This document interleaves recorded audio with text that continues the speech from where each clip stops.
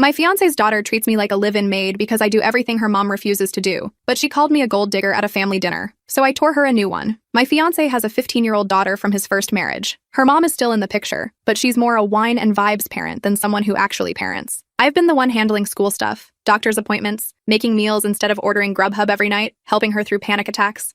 I even planned a surprise birthday party for her because her mom completely forgot her birth date. She didn't wish her happy birthday until the next day when all the pictures of the party had been posted and she saw them. Now, I never tried to replace her mom, but I have bent over backwards for her. That's why I never could have predicted what she would have told me last weekend when we were at a dinner party with my fiance's family. It was the first time I was meeting his extended family, so I was trying to make a good impression. Midway through dinner, his daughter turned to me, smiled as sweet as pie, and said, "So how does it feel being a gold digger with the personality of a wet sock? That's what mom says you are." She said it so loud everyone stopped talking to look at us, and I sat there stunned for a second, mortified. Before I could stop myself, I said, "Oh honey, you wish I was your mom, but I just happen to be the woman keeping your life together while she's sipping wine and forgetting you exist." My fiancé was shocked. His daughter then burst into tears and stormed out. My fiancé was quick to go after her, and I excused myself from the table before going after them too. At this point, I assumed we were leaving. I had no intention of apologizing to her.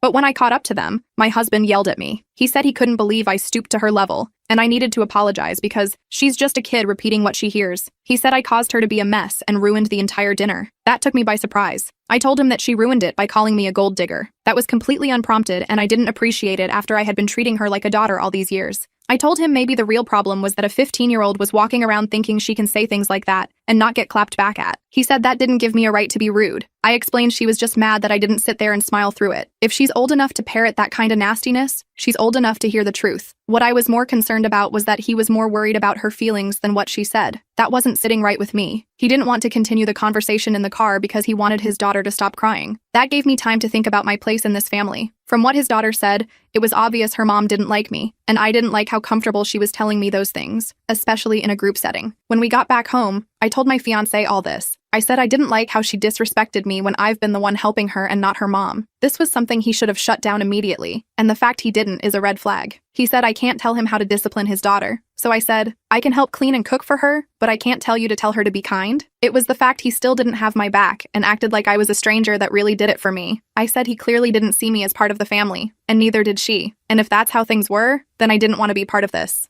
He told me I was being irrational and letting a 15-year-old's words get to me. I told him that wasn't the point. The point is that he didn't defend me and is crucifying me for standing up to his ex-wife and daughter. I wasn't just some live-in assistance or maid for them. He said he didn't think that either, but that wasn't cutting it. I took my ring off and handed it to him, telling him I was staying with my mom for the time being to think about this in a safe space. I heard him call me dramatic as I left, and that was all I needed to know. I needed to call off this wedding.